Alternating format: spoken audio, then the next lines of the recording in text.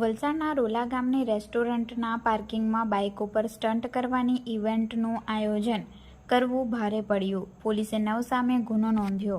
તારીખ 22 સપ્ટેમ્બર રવિવારના રોજ 6 કલાકની મળતી માહિતી મુજબ વલસાડ નજીક રોલા હાઈવે સ્થિત ટેસ્ટી ટચ રેસ્ટોરન્ટના પાર્કિંગમાં અને ત્યારબાદ રેસ્ટોરન્ટ પાસે આવેલા હાઈવે ઉપર કેટલાક બાઇકર્સે જોખમી સ્ટન્ટ કર્યા હતા. જે સ્ટન્ટનો વિડીયો યુટ્યુબની એક લિંક પર વાયરલ કરવામાં આવ્યો હતો.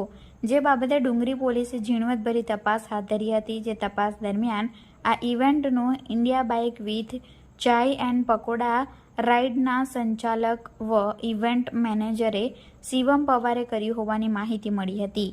ઇવેન્ટનું આયોજન કરનાર સંચાલકે કોઈપણ સક્ષમ અધિકારીની પરવાનગી લીધી ન હતી.